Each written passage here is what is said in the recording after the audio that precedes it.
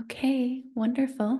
Well, hello to everyone who's watching and welcome to another we're going to keep calling these provision interviews because that's the theme we've started on and we're going to keep moving in that direction. It's been a bit since I've had the pleasure of interviewing, and I'm so excited, Martine, that you get to join me.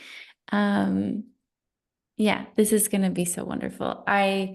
Martine, I feel like we've had such little interaction one-on-one, but it also feels like we've had so much just through the interweavings of your work and, whatever else I put out in the world. And so, I'm really excited to get to just share space and wisdom of the beauty of your life and how that has emanated itself as a teacher, of feminine responsibility and faith, and how it's been so highlighted for me in your work is like the way you teach that as like the identity and becoming of a woman as a wife. So I'm really excited to dive into some of that today. Is there anything I didn't add as far as who you are? And No, okay. Okay. no, that was perfect. That was Okay. perfect. Yeah. Wonderful. Okay. Well, we're just gonna jump right in. We're gonna jump right in. So, um, when I originally started these, Martine, I was particularly highlighting the topic of provision in men and how it can be very misconstrued. I think, like, if Yeah. I'm pinpointing the world of feminine, masculine teachings and like polarity topic and all of those things, how the vision and imagery and idea of men as provider has almost become like an antidote to what it really means. And so what I want to start off with is hearing from you how you begun to witness provision in your life. And we'll get more because I want to, like, I really want to touch into like how you do what you do now in the world. But I would love to Okay. start us with like, I don't even remember the question I just asked. Do you remember the question I just asked? I think like when we connected, it was more about like um how I so and I have such an edge with using the word I. Oh yeah. It's not really my thing, but like how I have been navigating like especially when you see my work on online spaces and the responsibility of being a wife. That was what we were Yes. Yes. yeah, speaking into earlier. Yeah. Well, and like maybe what we can start with is how that even became relevant to you. Okay. Yeah, sure.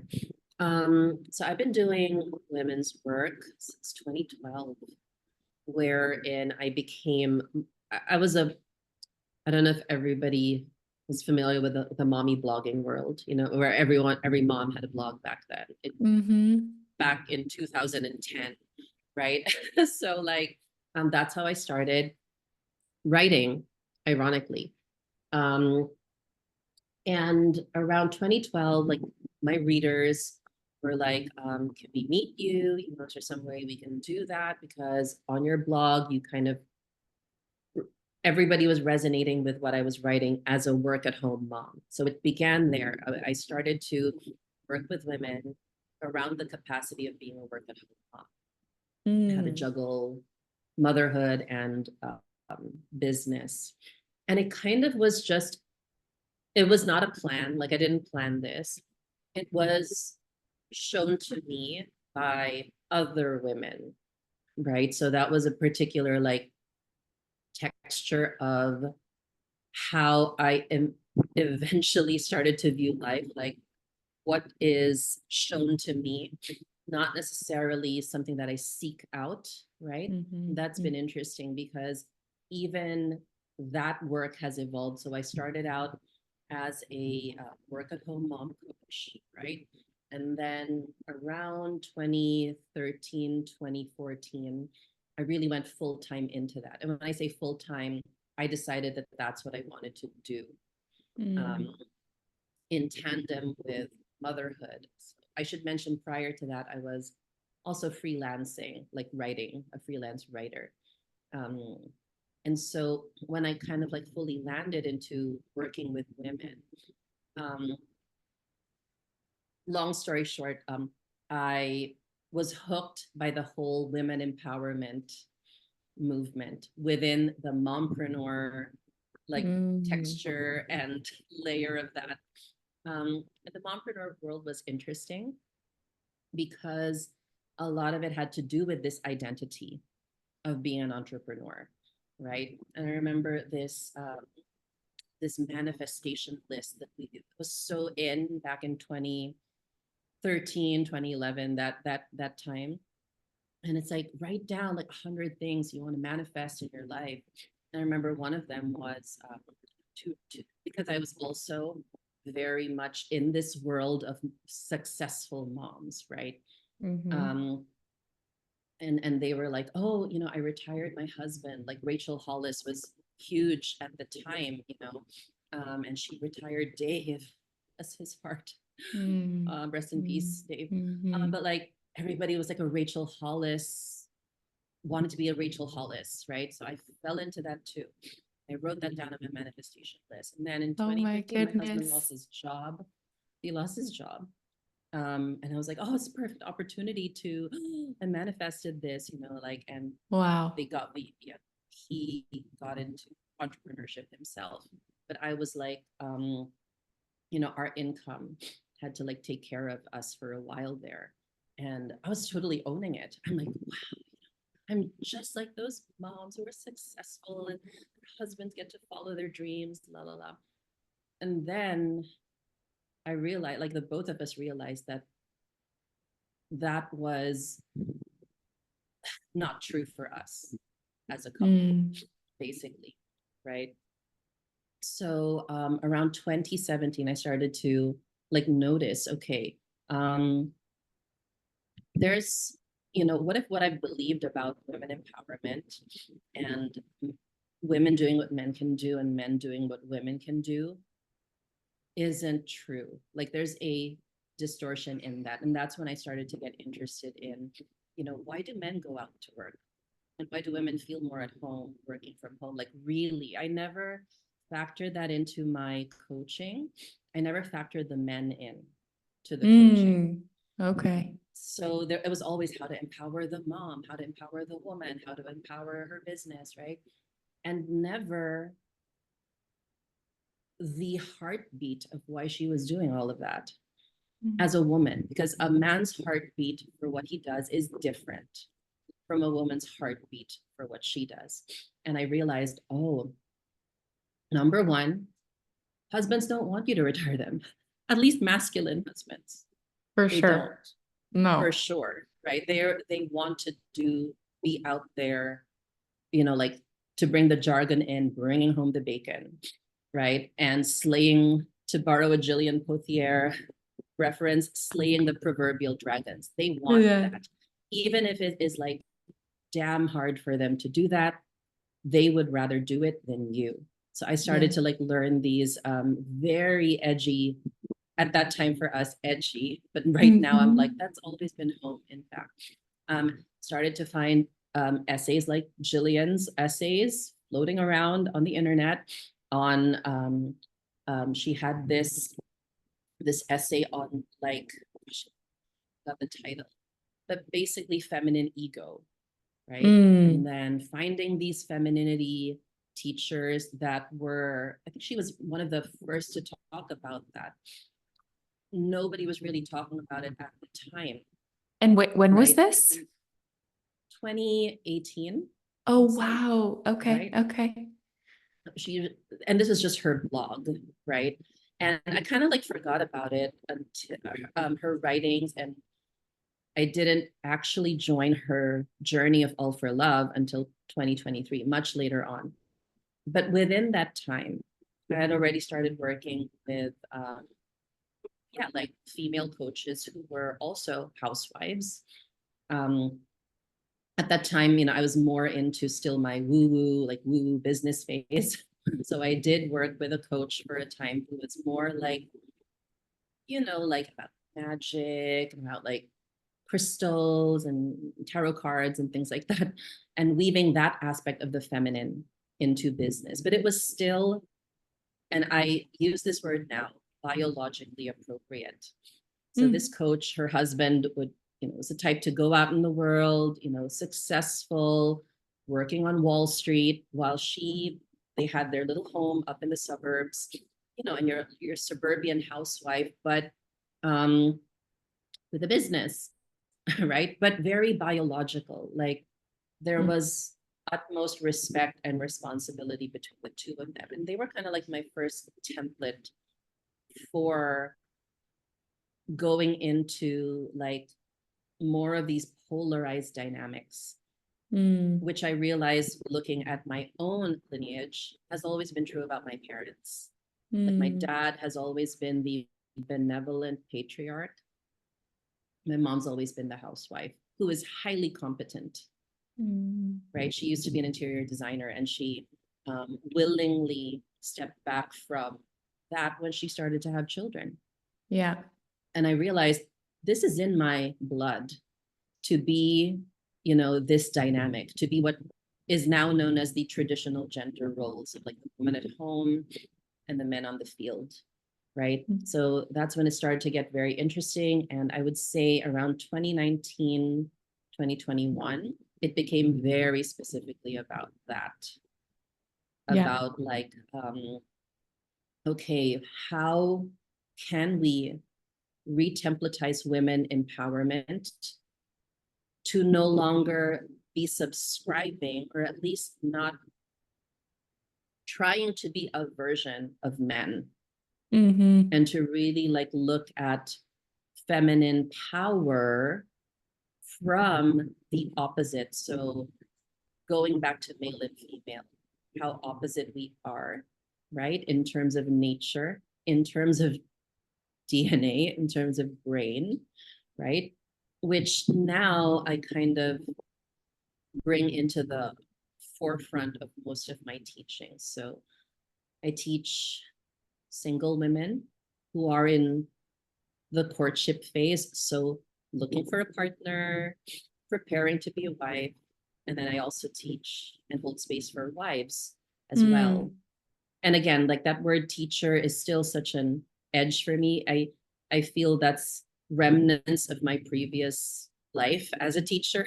I was a teacher before, like children, before I got married, right? So yeah, that's how I kind of landed here in what I do now. Yeah. Wow. I did not know that you had started kind of on that, and I wanted to say like edge of like the female, the way I viewed it and witnessed it and partook in it was like that female CEO, like Yeah, the boss babe, right? boss babe, that's what I'm looking for. Yeah, it's really funny because I'm thinking about this now as you're speaking perspectively, as like when we look back at that time and we're like, oh my gosh, like um how that was such a prominent way of being for so many women, or even more so, I would say like a desired way of being for a woman. And I'm really curious, and I'm curious to hear your thoughts on this as you're speaking, and I'm thinking about that. I'm seeing myself in it because I totally, like, I remember still, for me, it was only more recent for me that I had the recognitions and the realizations and the opening to what we're going to touch on. But I remembered, like, definitely the Rachel Hollis, her books. Era. Yeah, that era. And like, Yeah. oh, I mean, it was just everywhere. And so It was everywhere. Yeah. because it's in the air and all the women are doing it, and we're creatures of belonging, it's like you follow that trend. Mhm. And this is an interesting thing for me to consider, though, because it has become kind of trendy now for women to go back into their Yeah. biological place. And maybe I think 2 years ago when I had first entered into like homemaking life, it felt super edgy, and Mm, I felt shameful and embarrassed and like, who am I? Because I had my sights set on, yeah, the boss babe. Like I was supposed to be making a ton of money by myself for myself. And mm. it felt really guilty. And now it's kind of like, all the women, not all, I shouldn't say all, but it's just more prominent. And It's more so, prominent. yeah, I'm curious if you can speak to that in the sense of like, Mm, yeah. I don't know, has something shifted? And yeah, I'm very curious about that. Like the trend has Yeah. changed, and I don't think this is a trend, but it is in a way that it's portrayed, at least on social media, it is trendy. Yeah. So Right. how do we be with that? Like, Okay. This is really interesting because the height of the trend of what we see, it was birthed by like a movement that began on the first year of 20, the thing that happened in 2020, because mhm. YouTube, like, woo, Yeah. We won't even say it, So but everybody the knows. thing, the thing that everyone knows that happened in 2020 that brought Yeah. everybody home. Okay. Yeah. Everybody was brought home. Yes. And you have to understand what this does biologically. So when a species has to survive, aka human, we will revert to our most primal aspect Mm, of the brain, right? And when humanity is threatened with survival, humanity is going to, even if culture and modernity has created society, the species will go back to the most ancient templating and encoding, which mm, is to sustain life. So when everybody was brought back to the home and people were in close proximity with each other, and people had to figure out how to take care of the nest, again using very biological terms here, um, our more like our embryonic qualities started to emerge. And so women became who were working, like let's say they were working in corporate and they had to find a way to be with their children and their husbands 24/7, started to meet some of their areas of discomfort. And basically what they had overridden with mhm. career and with, um, all of the things that made her empowered life possible. Right. And so for women, that means really connecting with the nesting aspect of our species. So Mhm. females are the nesters. And that has nothing to do with being a housewife or being a trad wife, which kind of circulated the trend back then. The whole trad wife movement blew up on Instagram and TikTok.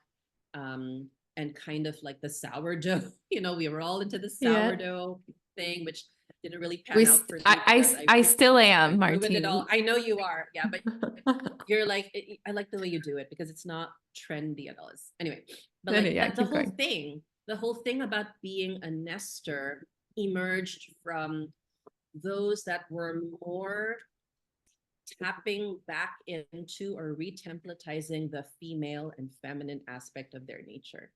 And Hmm. so a lot of women, as more women, like you said, we are the belongers, and we are biologically, we are. Um, More women were starting to like resonate, that resonates with me, that speaks to me, right? And so it did create, it did like write a new code for culture Hmm. that was very embryonic in women. It is embryonic in us if we're the female DNA, to be the nester, to be the one that receives and multiplies in resources. So you had a rise, an uptick in also women who are getting married younger again, right? Women who were no longer interested in going back to the workplace as they did before and adapting to something that they could do from home, right? That's why even during the era of 2020, the influencer market skyrocketed, but it was more about like what we had known before as, traditional femininity, having to do things in the house, having to do things around the home, making things more, again, about that nesting quality. Yeah. And the funny thing is, it was a correction for what our grandmothers and what our aunts and what our own mothers believed they fought for back in the 60s and the 70s. So a lot of women, I admit, took it to an extreme to kind of like demonize money making or a woman even having anything to do with finances, income, even wealth.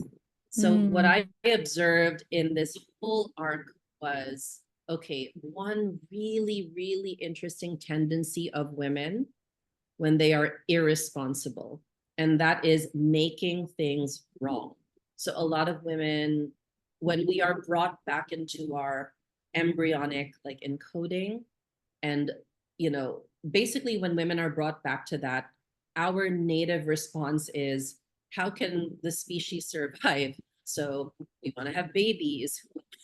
We're brought more into that very biological aspect of our nature, right? What I notice is, for some women, there was also a absolving of any type of responsibility. Like, oh, I just need to find a man so I can turn off my brain, and he'll figure like everything out, which there's beauty in that. Like there's total beauty in that.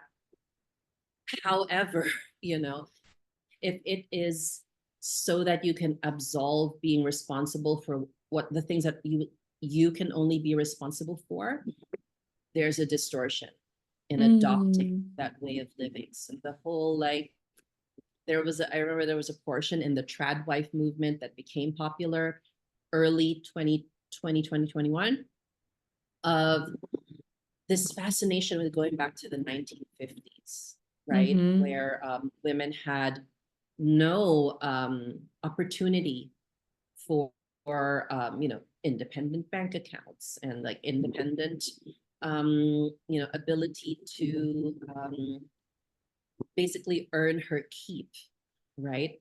And I understand where that's coming from, because women were chronically stressed, chronically over functioning when everything came crashing down in 2020 and everybody was relegated to the house. Yeah. Right. So there's a lot of egoic death for women. Right. And with that comes a deflection of even responsibility is a masculine trait, things like that, which is totally not true. Right. Right. Totally. Yeah. Right. It's like, it's interesting you touch on this. It seems to me like almost like a pendulum swing for potentially finding homeostasis again, because of that hardcore swing to the edge of like the independent woman. Yeah, the independent woman doesn't need a man. I can do everything by myself, to then go to the other end of the spectrum. And I never really followed super deeply the trad wife stuff. I only know to the extent of like what I lived, and then like the small little pockets of communities that I'm in online. And outside of that, it still kind of felt taboo. And so it is dependent upon, like where you're, like what community you're around and the culture. I mean, there's so many different factors. But I would love to let that pivot then into, because you brought up responsibility. I want to talk about that aspect of feminine responsibility. And so, obvious, this way of being, that we're speaking to, that we kind of like opened up to beyond the independent woman life, where does feminine responsibility come in? And can you Mm-hmm. speak to what it looks like to be a woman who is, I don't know how I want to say it, like fully accepting of her biology while simultaneously um, Mm, responsible for like why she's here in mm, whatever form that might show up in, and it could include making money, it could include making a lot of money. I mean, it could include so many different things, but how we yeah. find that sweet spot where it's like I am accepting of who I am as a woman and all that comes Mm, with that. That makes yeah, sense. it makes sense. So one of my most like pristine teachers of that are the animal kingdom, the Yeah. females of the animal kingdom, right? So Mhm. I love I love the archetype of like the lioness. Okay, so let's talk about the lioness and feminine responsibility by using that as a teacher, using her as a teacher. Okay, so females in nature are self-responsible. And when I say nature, I'm talking primarily first about the animal kingdom because that's where it's very extreme. And you can see the level of responsibility that a female has there. Um, I have to go and teach from when they're young and when they're older and the juxtaposition of that with human woman. Okay. So female lions, right? They are encoded to be um, part of the apex predator class, right? So when they grow up, they become the hunters. If you notice, it is the pack of females that hunts, and then the king, the alpha lion, whoever has impregnated all of them, he feasts first. So in Mm. that dynamic, we kind of see like her level of responsibility, and this is instinctual for animals. It includes um, being of service to the king. That's what it Mhm. is in the animal kingdom. There is a territory keeper, aka the lion, who patrols, and he is called the alpha. There are no more alphas in male society, right? And there's Mhm. a reason for that too, and a very good reason for that. So in the animal kingdom, there are alphas, and their duty is to live or die in the service of their tribe or their clan. But in order to do that, they have to be well fed. They have to be well conserved in energy because they are always on high alert. Like this is the function of the masculine or maleness in Mm. creation. And when you compare that to the masculine in men, there is an aspect of that natively. It may be dormant in some men, but when men taste that they can own their territory, meaning they can be in charge and responsible for their own life and what they co-create with life. They produce income, they find their purpose and then produce a family like from that. In Maslow's hierarchy of needs, for men, the top tier is the most important. And Mm. then it flows into like the evolutionary basics of food, clothing, and shelter, right? So in nature, we see that too. The apex of the male experience in creation, to juxtapose it with the female, is territory, protect all the territory so everybody in the territory can eat, sleep, hunt, and have babies. Now let's juxtapose that with the feminine or the female aspect in the animal kingdom. In the animal kingdom, the female lioness that is the most fecund and fertile, all of the females will cycle sync with her and menstruate with her. She has the highest levels of estrogen, meaning she will be the preferred consort to the king, Mm. the alpha, and all of the females will, animals, human, and a human animal has this too. Like when we are in the proximity of women that we resonate with, right? There's something that happens pheromonically to us. We kind of connect and sync biologically. And that happens in the animal kingdom too. So that when the alpha comes, they can all get pregnant and the species can live, right? So they are responsible for that. They are responsible for when the male is not there too. Like female lions learn early on that this male could die at any point, be killed by a bigger, stronger lion. And so if you notice, both female and male animals in nature, they can hunt and they can provide for themselves. They can also fight when needed, right?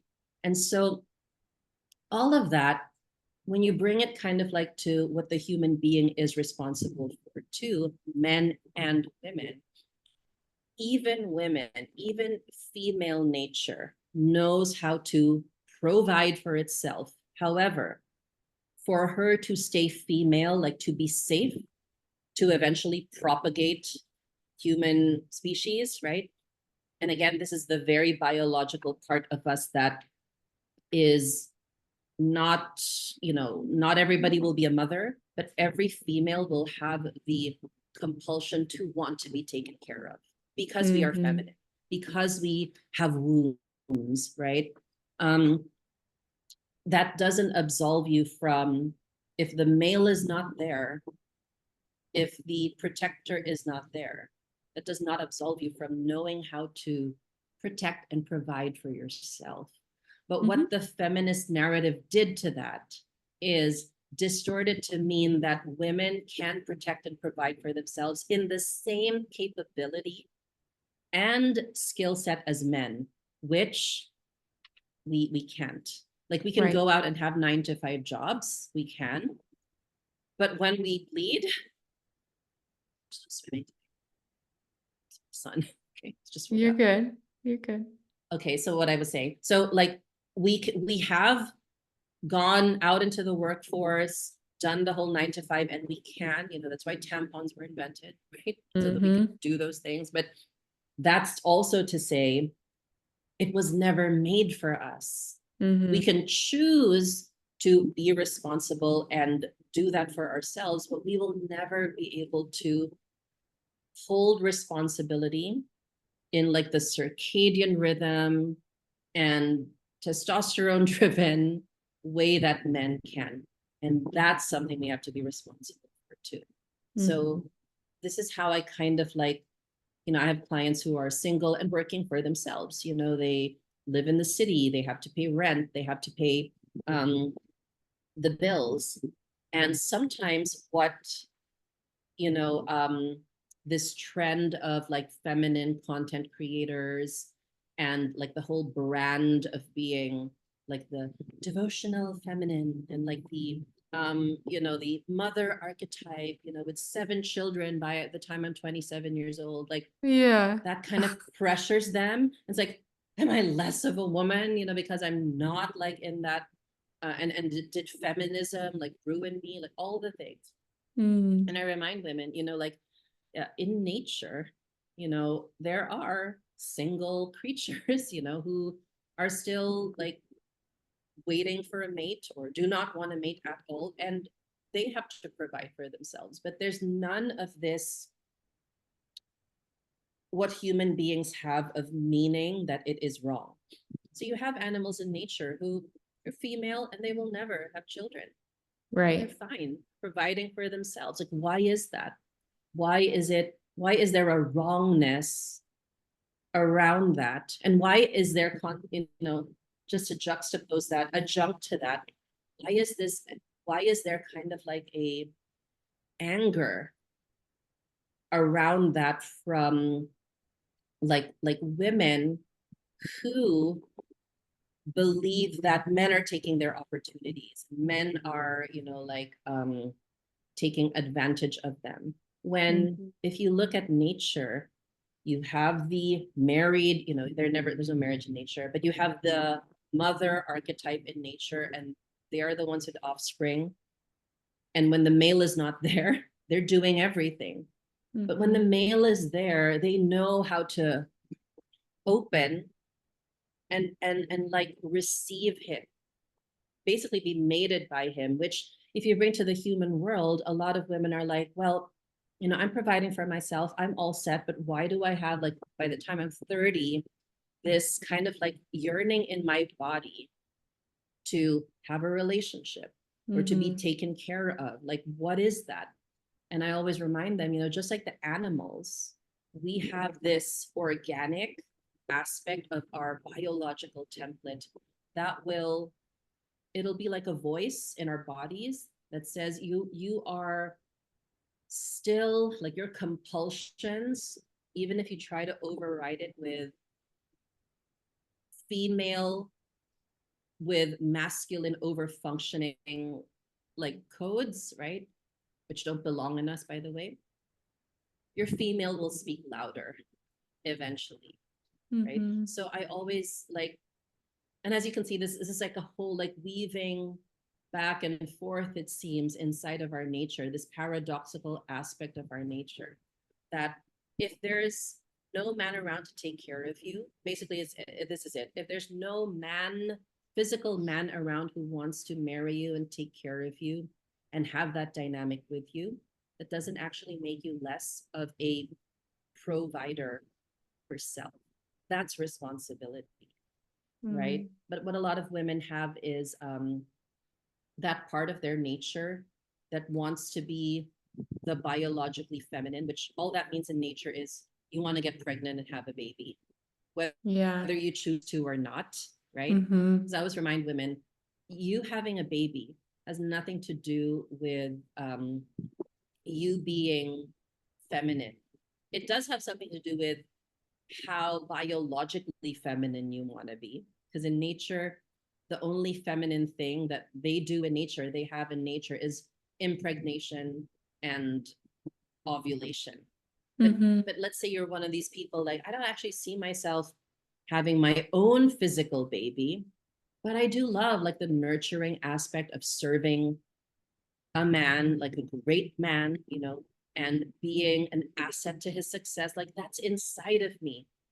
And that's where I like remind women, I don't know how we got here to the motherhood thing, but I remind women that's also a native aspect of feminine responsibility. Like, if you know there's no children, and you're not wrong for choosing not to have children, right?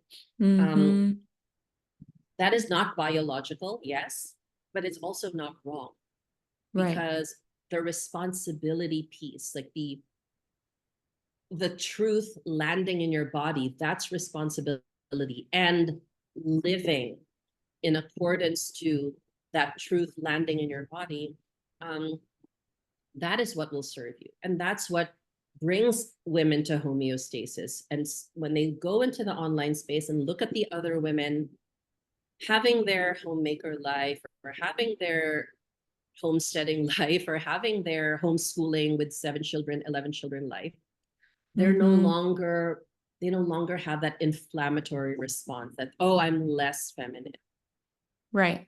because I don't have these things, or because I'm not templated for these things. Right. So yeah, so the easiest way to describe that is distill it to what you see in nature, in the animal kingdom amongst females, and what, you know, female animals are instinctual, they just do that, they just are that. Human animal, we are encoded as well with divine spirit, human spirit. We don't just live by our instincts like animals. We have value, like we place value on what we choose, and then our instincts serve us within that choosing and that responsibility that we have chosen, right? That is a whoosh, it's kind of like a whole encoding that we, yeah, we consciously retemplatize in us.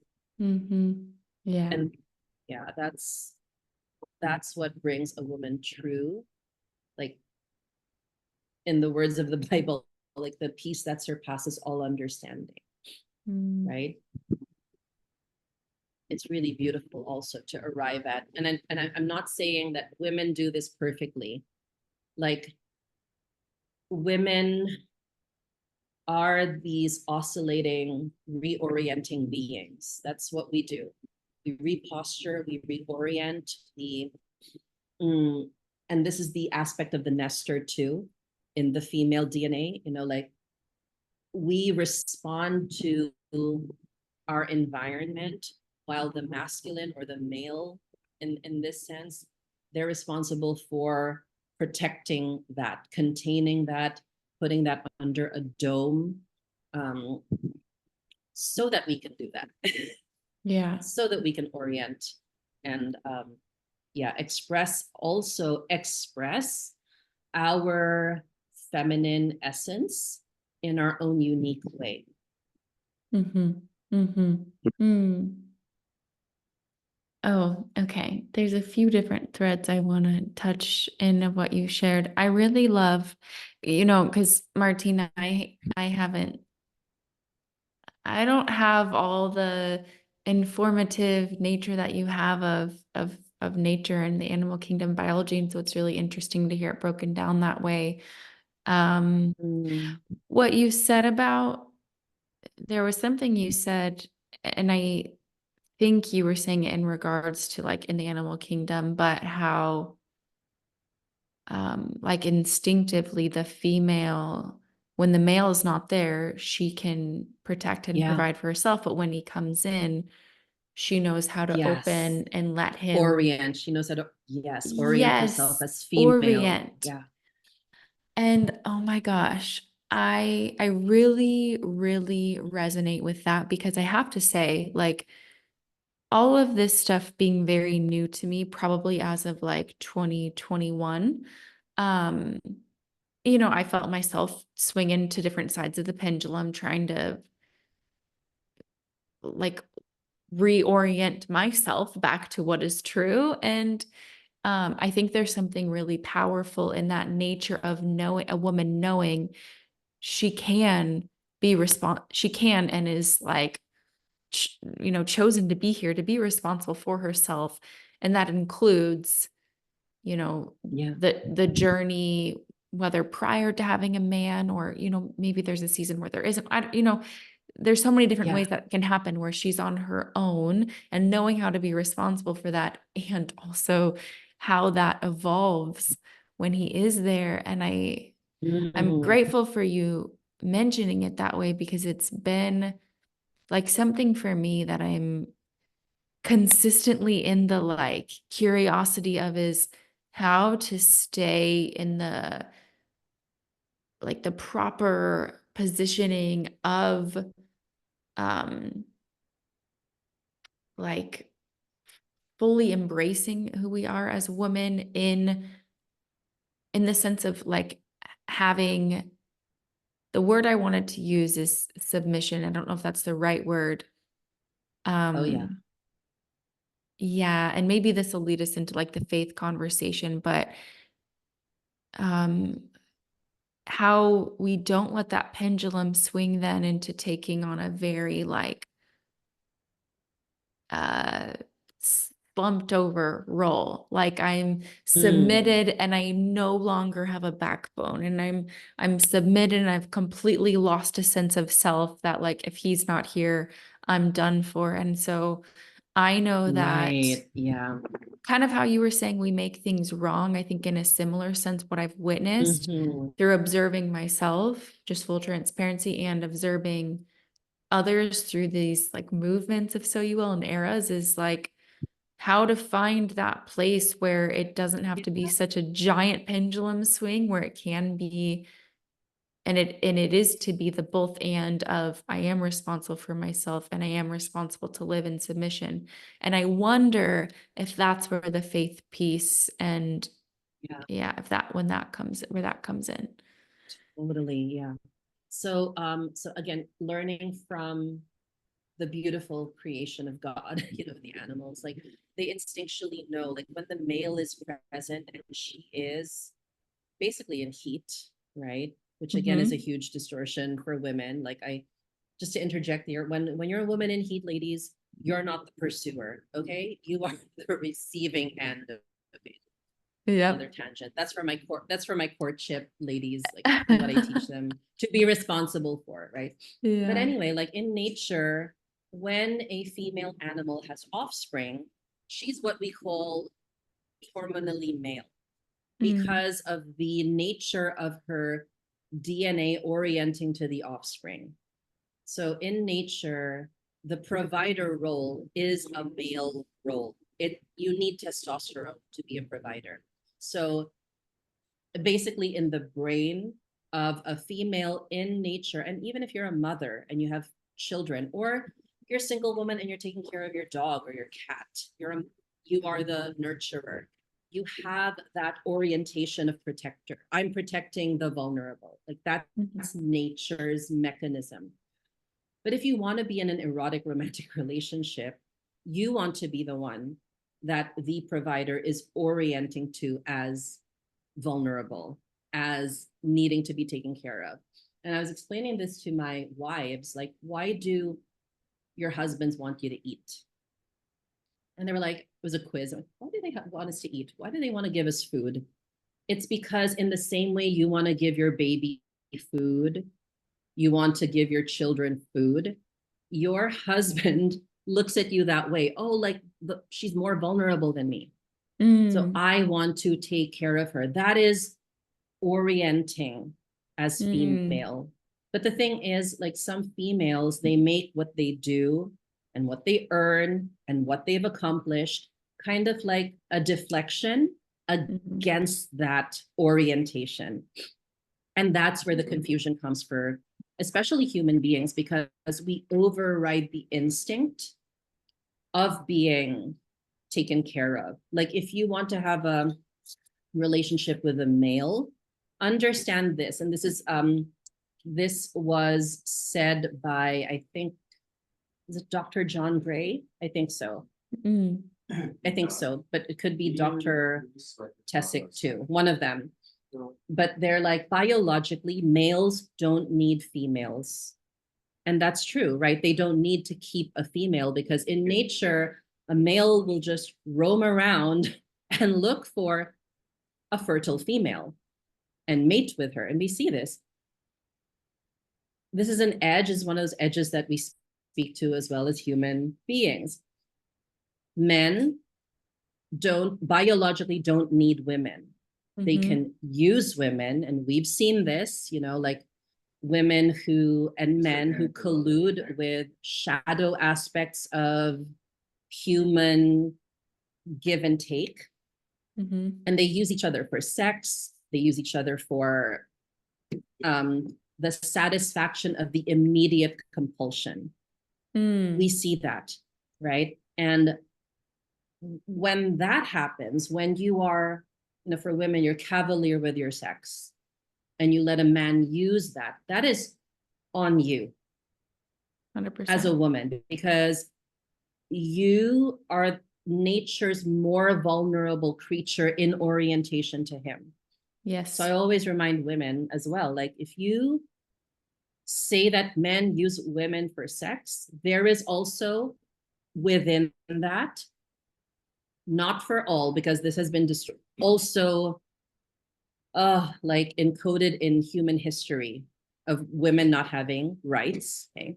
But now in the time that we live in, when women have rights, you saying that a man uses you for sex, there is an aspect of that if you are in a position to be completely responsible for your outcome. There is a absolving of responsibility in that for some women.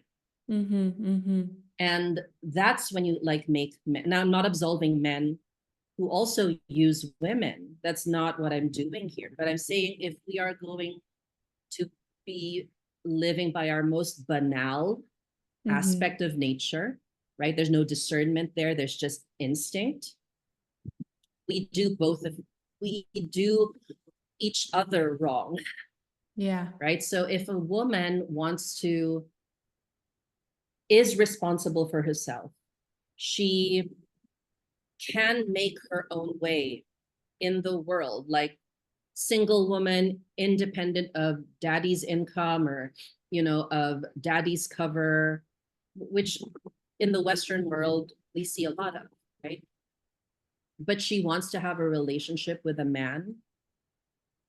I really invite women to dial back and go back to that embryonic, biological, fundamental truth. A man has to like you and want you in order to choose to be with you. Mm-hmm. And conversely, right, for a man, a woman has to want to submit to you because Yes. she has been considered, has been cherished, has been assured that her femininity is going to be safe to open up to you. That's the instinctual dynamic that is actually present in animals, right? Where, she's got her, 1-year-old cubs here, but then she goes into heat because they're one and they've stopped breastfeeding and nursing. She orients as female again to the mate, although they're 1 year old, so she still has to make sure they can hunt by themselves and they can kill. And like when they get to 2 years old, they she's fully absolved from them because they're adults, and yet there's a male. Okay, like I can have babies again. So what does that look like in human terms?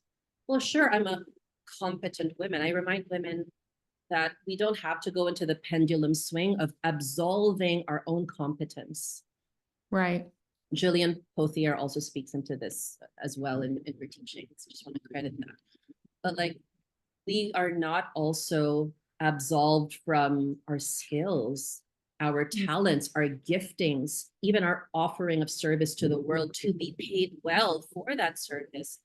But when you want to have a romantic relationship, none of that is irrelevant to him. He wants to, men don't want women for what women can do for them. Right. It's not in nature. They want and desire to be around the essence of woman because they don't have that in their experience. Yes. Yes. Yeah. That So makes this orientation is such a responsibility.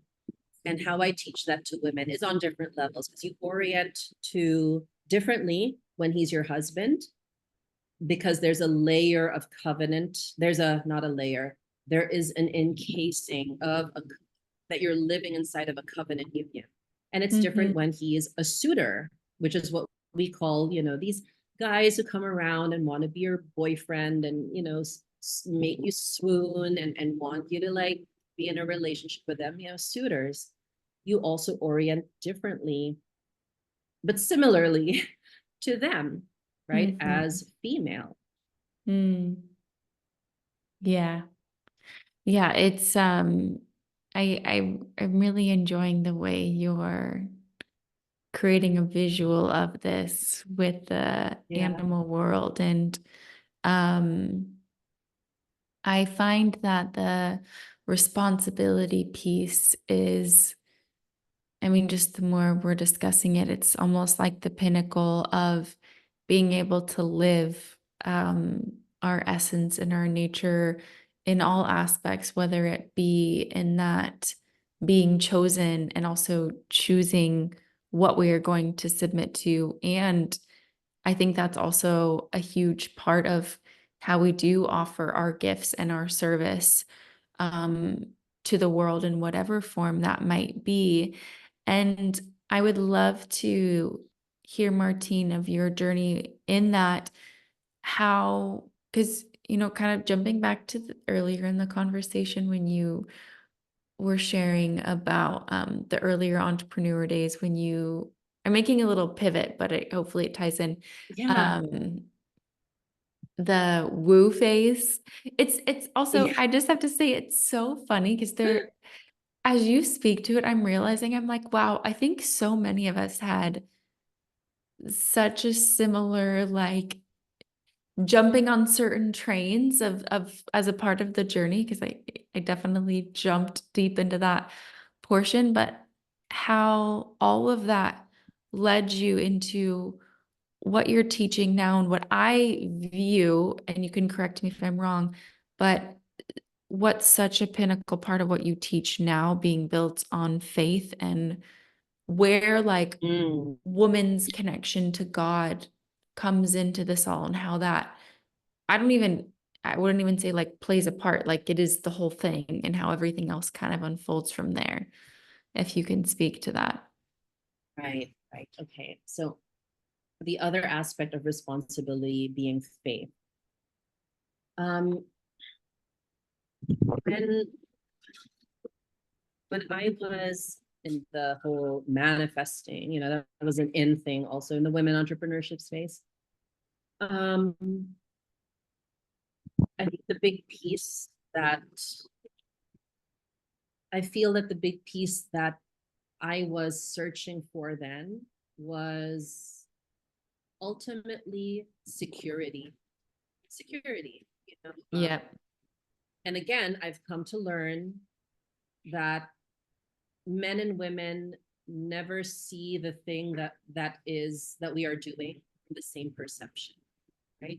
Like when we are manifesting, manifesting babes, abundance babes, that whole era back then, which Mm-hmm. is fine. Like I always remind women that wealth is an aspect of the feminine and a female. Amplification and multiplication is natively female. That's It what our is. cellular response does. It's our templating.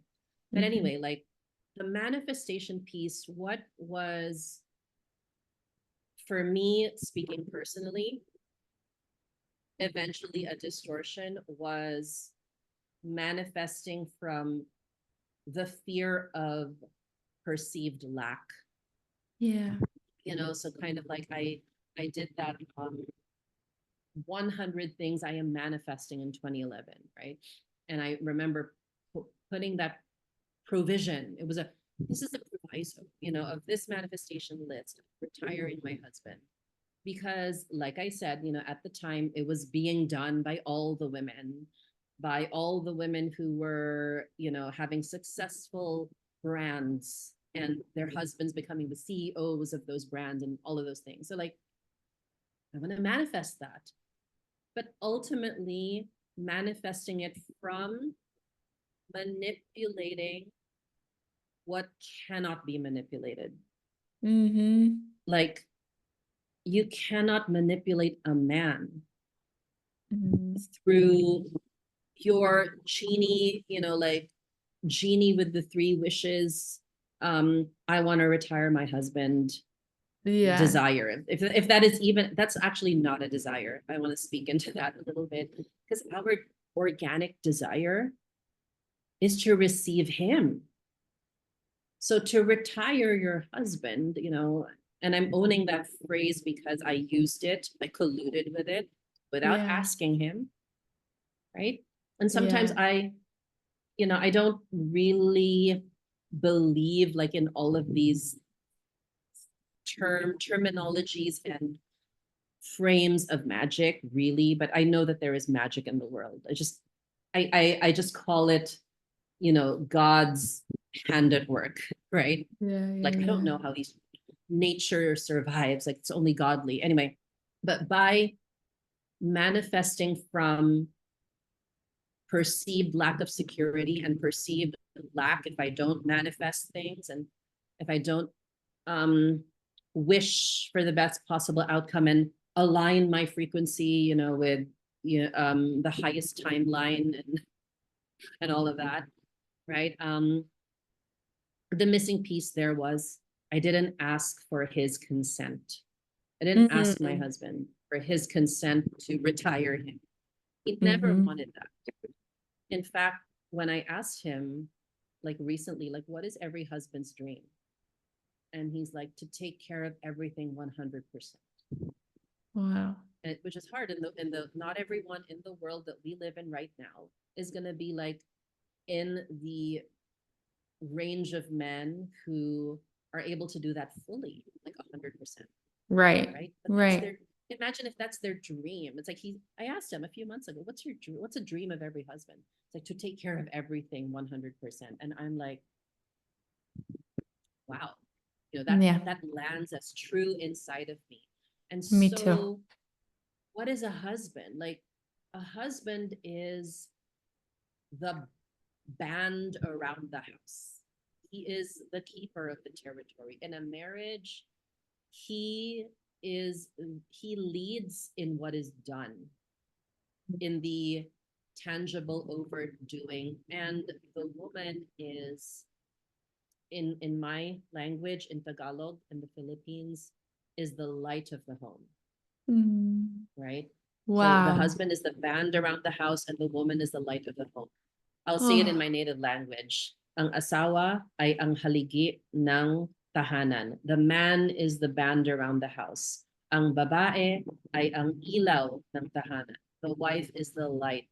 That's in my language, in Filipino, in my heritage. So when you manifest something, what you're essentially wanting to do is to be the strength that only he can be. Mm, And it's the same with God. When you try to be God, you are trying to be the strength that only God can be. right. And of course, we are manifesting things, but women don't manifest from what they align the frequency with, or what they, manipulate in matter. Mm-hmm. We manifest a baby, but that is co-created within Yeah. us. It's Yeah. never by ourselves. We Right. receive his seed, and then 9 months later, we birth the creation, the new creation. And I wasn't seeing manifestation that way in my mompreneur days. I Mm-hmm. was manifesting from, again, fear of having lack or perceived lack, and security. Mm-hmm. So manifestation for a woman is actually gestation. Mm. And then she will birth what is gestating within her, both in the psyche, like, and in her physical organ, in her physical body.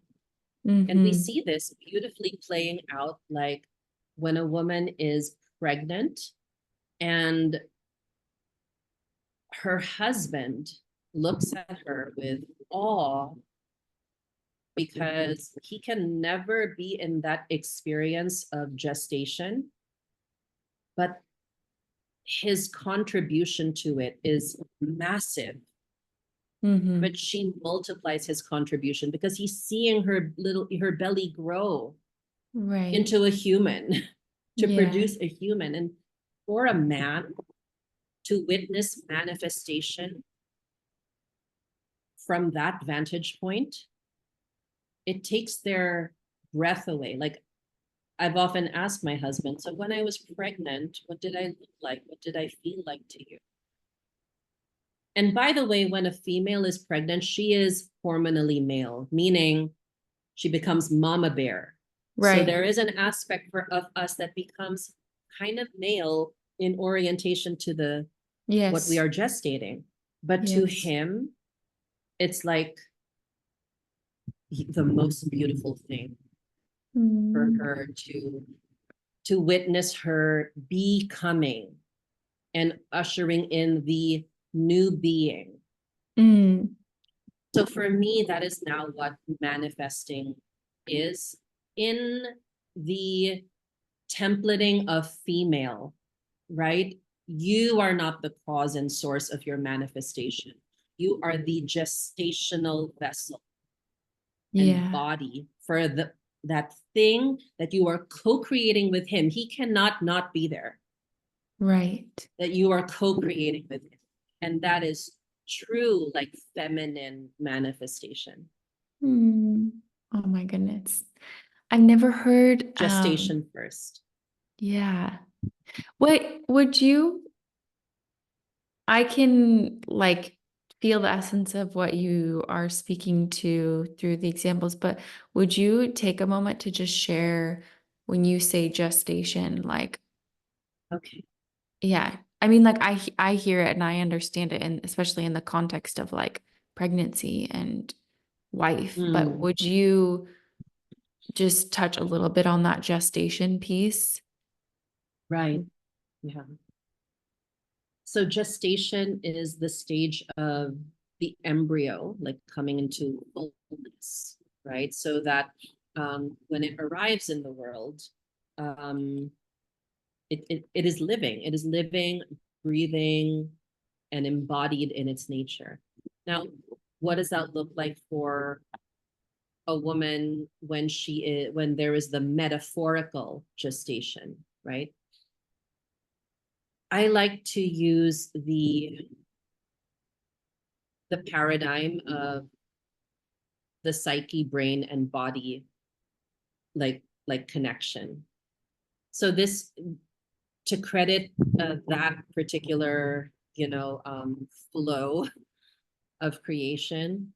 That's in the paradigm of what's known as German New Medicine, Yes. which basically provides that anything that is showing up physically is from that synchronicity of what happens in the psyche, meaning what you are birthing as a perception and as a lens from what is in your psyche, right? And it affects a certain part of the brain, which translates into your body expressing certain symptoms, certain behavioral adaptations, and all of that. So when something is gestated, it can be an idea, it can be a thought, it can be a story, Yeah. it can be a narrative, it can be anything that is in the psyche, Mm-hmm. right? The psyche, the other word for psyche is soul, Mm-hmm. right? And so your soul imprint, what you are gestating in the psyche, is eventually what you will birth Mm. through your body. So when we're talking about the biological synchronicity, what we're talking about is you birth what you perceive.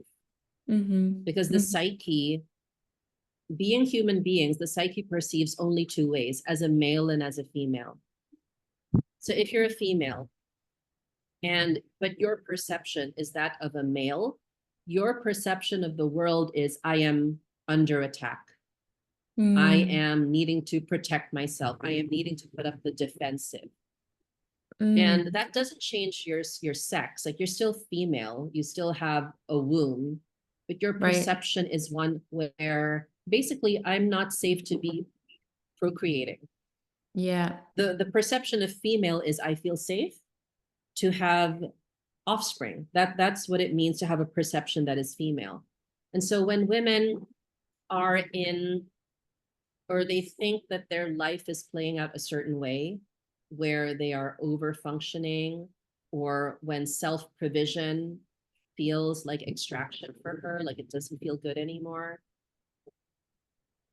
then what she is gestating at the level of the psyche could be from a male perception of her Mm. reality, of That her makes world, sense. Yeah. right? So she gestates that over and over, and whatever she births is kind of like conflicted with her actual nature. So just to kind of like distill this very concretely. Um, so in my work with women, some of them have like painful periods, Mm-hmm. right? And we've always been taught societally that it's just natural for the period to be painful, to have menstrual cramps and all of that. But interestingly enough, for women, the menstrual pain can be traced back to a biological conflict that begins in the brain, that starts with a perception that she received probably from when she was young. Maybe she had a menarche that was traumatic. And trauma can be very simple.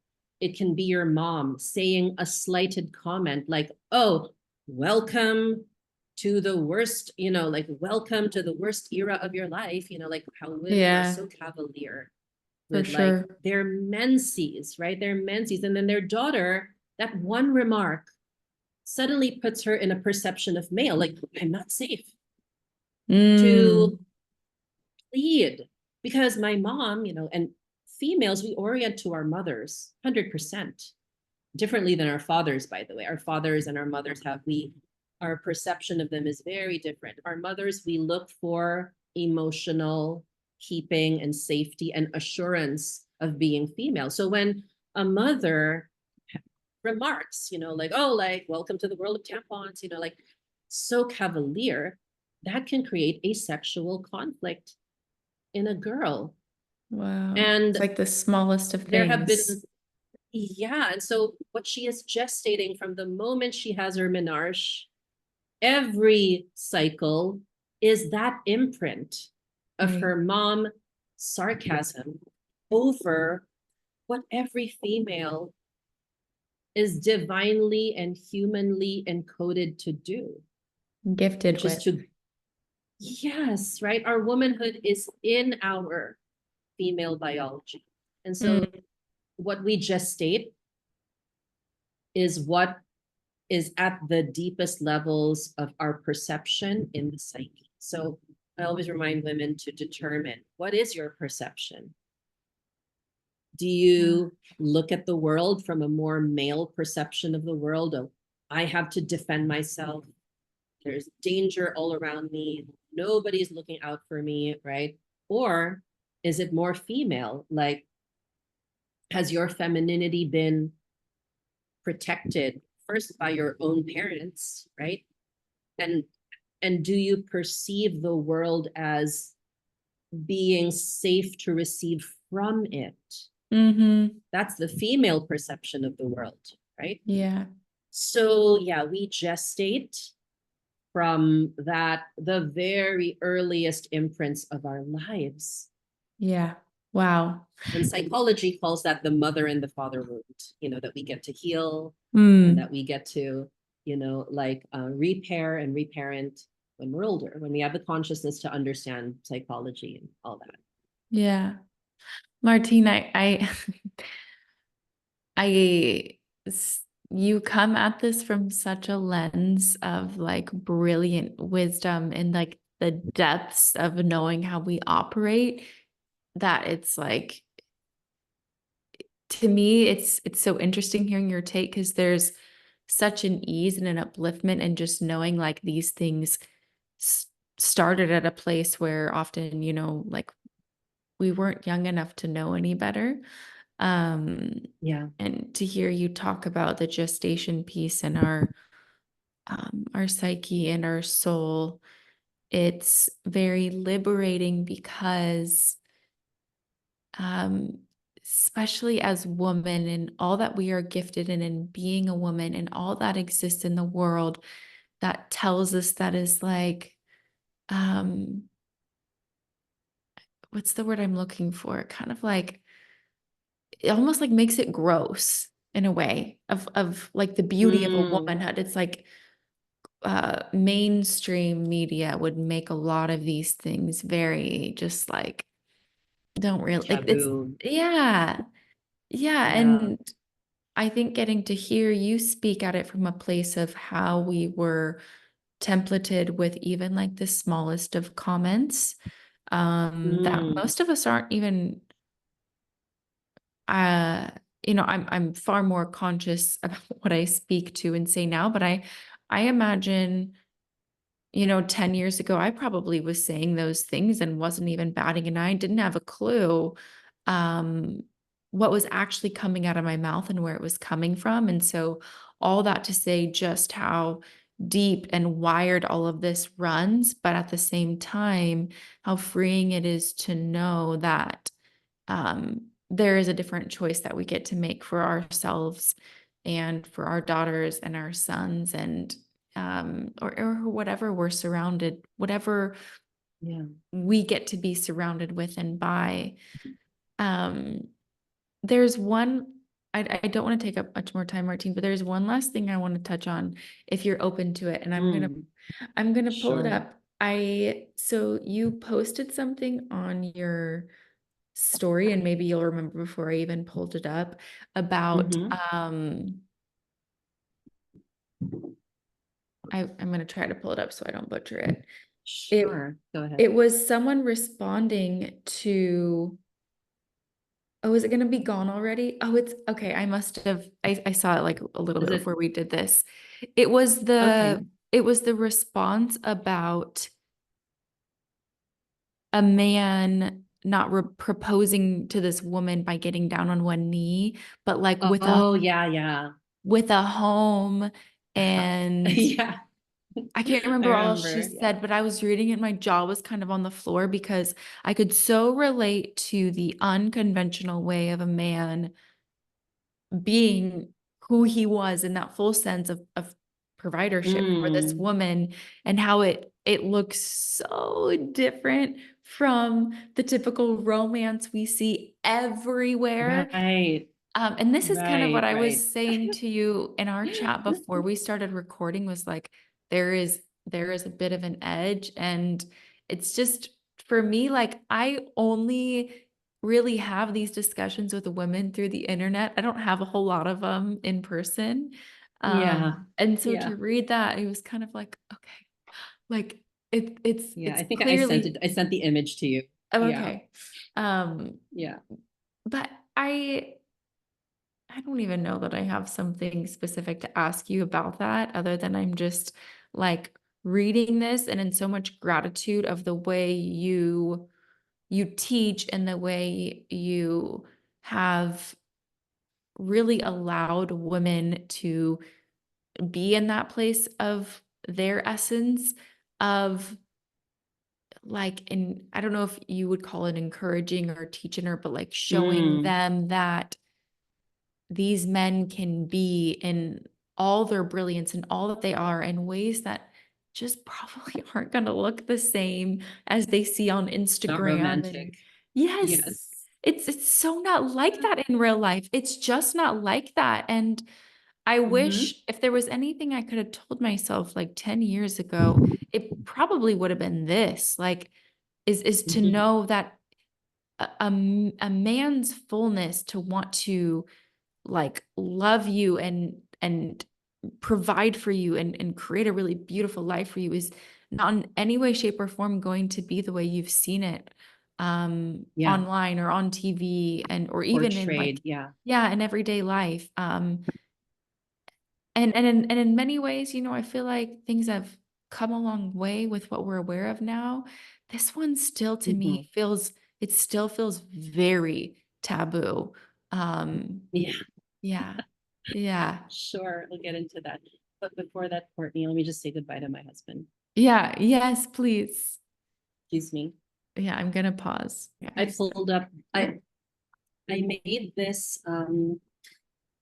I made this series of stories because one of my clients sent me this reel from, I forget the movie, but it was a man who was basically proposing to a woman, but he was using, he's like, I've got the farm and I've got the acres of like sheep, and next year you can have a piano and a flower patch to grow your cucumbers. Like, it was all about things he did. And what Mm. women kind of like, men and women see in the highlight reel of social media. And I don't know if you've noticed this, but you can hire proposal coordinators now. Like, they will plan the proposal, and there's nothing wrong with this, okay? Nothing No, wrong no, with no, no, no. that. But it's like become, in the same way that you hire a wedding coordinator and Oh a my gender reveal goodness. coordinator and all these coordinators for the moments that are actually really sacrosanct, right? Yes, Um, yes. and originally, like, before, we had an eye into people's world, which we now think we have the right to, Yeah, funnily enough, which we don't, right? yeah. Um, so like women have made and you see this infiltrating like the teaching spaces for men and women, right? Like, oh, it has to be, a proposal has to look like this, and it has to be like this. And if it's not, if it didn't go viral, then it is not romantic, right? But when I was watching that clip of this farmer proposing to this city girl, right? Um, you know, I have the farm, I'm going to pay it off by the end of the season. I have this many sheep. I'll make you a flower patch. Next year, you'll have a piano. Like, that is what Dr. Pat Allen says is a man. Yeah. Because Yes. a boy will say, boys, they start courting in high school and they butter up the girls, like, oh, Yeah. you're so cute, like Yeah. words, but they have nothing to show. They Ah. just want to have sex, right? Mm-hmm. A man proposes because a proposal is actually a plan. Here is how I will take care of us. That is a proposal, not a Ah. ring, not a, Oh my like, gosh. how fancy can we make it so that, all her friends will be like, oh, swoon, and like, that's so precious. And like, but it's gone in the blip of a Right. moment that is Right. shared online, right? It Mm. goes like, so first of all, what I learned biologically about women is that we need the romance. Like, it's a part of our desire encoding, so to speak. Like, we desire to be poured into. So this is not to say romance is wrong, right? Right. But it is also saying that a proposal isn't essentially romantic at its base level. It Mm-hmm. is essentially a man saying, for the rest of my life, I will be the man for you. Mm. Sacrifice for our family, work hard. Here is how I propose to do that. Right. Mm. So, and that is because masculinity is cultivated by doing. Mm-hmm. Boyhood, boyhood is still relying on your mother, right? So you can Mm-hmm. butter up girls, you can flirt with girls and not be responsible for them, Yep. right? So sometimes, and I was speaking more in the DMs, like sometimes proposals by men are not actual proposals. If they are just the fancy words and the balloons and the flowers and the fireworks in the sky and the airplane, flying by with the banner, right? That Right. says, will you marry me? Right. Which there's nothing wrong with that. But that has to be like the underlying piece of that has to be, I am still male in this role. Yeah. I Yeah. will provide for the things that take care of your organic biological templating to be female, Yeah. which in the hierarchy of needs for females, the bottom tier, house, home, a place to food, because ultimately at the most primal level of woman is a womb, whether you use that womb or not to birth a baby, right? Mm-hmm. So a proposal has to include that he is taking care of your organic, biological, and feminine essence and nature. It's so funny Other that than I'm that, it's just words and poetry, which it's are so funny beautiful, but that they're I'm incomplete. yeah, I'm just now, Martine, as you're saying this, like literally thinking about the word proposal, and then I'm like, yes, proposal is like, Mm. I'm like thinking about it in like a business meeting. It's a proposal. It's like A you're like, business here's proposal. yes, it's like here's how everything's Right. gonna go. And I Yeah, that's what it is. I don't know why it hadn't crossed my mind until I saw your story. And as we're speaking of it, like just how far wide I would say it's become this very romanticized thing to have this incredibly beautiful, like surface level beautiful. And like you said, nothing wrong with it at all. Nothing wrong with that. Yeah. Um, happening of a moment. But then I'm like, but what happens after that? Like, and Yeah. obviously, yes, then there's a wedding, but then what about after that? And like, what about after these moments are gone? Is there an actual foundation that continues, that's laid out so that as women, we're then there, as you spoke to so beautifully earlier, like amplifying and being that amplifying nature inside of that foundation he's created. And what in it, it's very, I'm consistently looking at different things in the world and the way they've been kind of flipped on their head of what their origin really is. And that proposal one for me, as I saw that today, I was like, Mm, I really hadn't even fully considered just how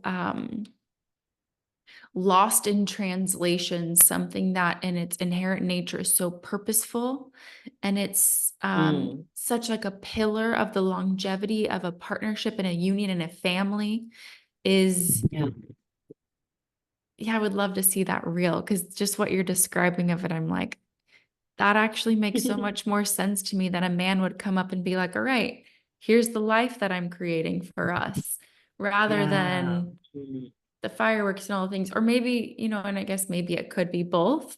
But I would like to think that the fireworks without the real like substance proposal is not meant to um mm, really sustain that yeah, fullness of partnership, if so you will. exactly. And substance. I love that word because sub refers to what is under, and stance refers to how he assumes the position over that. A man of Wow. substance, right, is one that is supporting from under and is standing over. That's true dominance. That's true, like taking a woman into your territory. Right. And we've Mm, forgotten that because we've just been caught up with the romance. And like I said, there's nothing wrong with romance. But one of the right. things that I have learned as a wife is, and to be a wife for a long time, right? You are the romance. You, Yeah. as the woman, right? You are, like I said earlier in this um in the video, biologically, again, just that level, don't kill me, okay? Biologically, a man doesn't need a woman. Yeah. He needs to choose her. He needs to desire her. What do we desire? We don't desire what we don't want. We Mm, desire the thing that we need because our life is so much more like, oh, that this without it, right? yeah. With it, sorry. So like when we are orienting to a man, right? And this, I want to distinguish this from clingy neediness to organic needing of him, right? It's actually, and again, to credit Dr. John Gray of Men Are From Mars, Women Are From Venus, that book, he Yeah. says like a man falls in love by how much you use him. Mm, Use. So women, we don't want to be used, right? We don't. But a right. man wants to be useful. Fill me up with use. Use me. Let me lead in this relationship. Let Mm, me bring the farmland, the livestock, the piano, the cucumbers, in that reel that I posted some yeah. days ago. Because for him, it is either that or just go at it on my own. Yes. Yeah. Because he doesn't need us for that, No, yet he no, may yet choose. Oh, it's, he may choose. oh my goodness. I'm so thankful.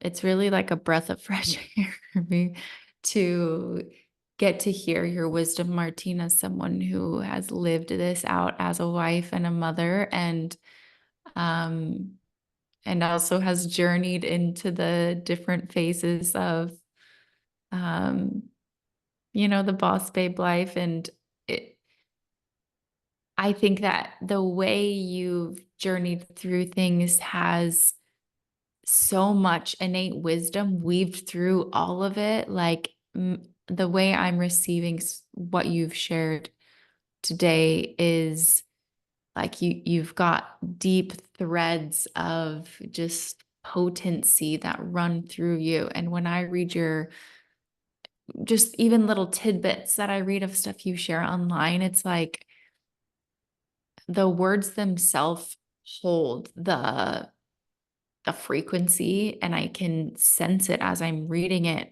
Um, and so I want to end this with sharing what are the best. Well, I will definitely share in the bio of the video and such, like your social media links. But Thank you. if someone would want to start in as a student and getting to learn with you, because I think you have a few different containers, what would be the best place for them to start? Yeah, I would say like in general, it would be pursued. That's not just for women who are dating, but women who are re-templatizing to be the biological female, like Mm, in the brain, in the embodiment, and in the kind of like the ownership of that mm, role in nature. So that's pursued. And within that, I also have teachings around, how to orient yourself with men, specifically for those that are in union or they needn't be married. They just have to be like in a relationship with a partner that is in union. So I'm going to distinguish this from he's just your boyfriend, like you've actually agreed to cohabit or to get married. That would be ravished. And ravished is also like we teach how to be a biological woman, but there are more layers in ravished. So we dive deeply into union, we dive deeply into living together, right? Shared nest and environment, the biological laws and roles within mm, a sacred union. So that's ravished. So those are the two mm. ways that women can get to work with me. I used to do a lot of one-on-one, but I'm kind of like in a season where I'm just with doing the group work right now. Mhm. But I feel like, yeah, next year I'll be back to doing one-on-one work, which I also, Beautiful. weave these principles into as well. Mhm. So beautiful. I'm so grateful for you and all that you share, even the free stuff which you share an abundance of, which I love getting to read and to witness. There's so much gold. And Martine, thank you so much for your time. It's such a gift to receive from you. Thank Mm. you for having me, Courtney, and Yeah. your offerings like through this platform are always so nourishing for, yeah, for me. I'm always in Mm. excitement when you produce a new creation, whether it's your writing, whether it's these conversations, these provision Mm. interviews, um, because it is also like God's work that you are doing so deeply without it, you know, um, being in that template of I'm making a brand or, yeah, it just Yeah. allows us to take a blip in a moment in time and just Mhm. like let this all circulate. So thank you Mm. for all that you produce and create. Thank So you so wonderful. much. I appreciate that. Thank you so much, Martine. I receive it all.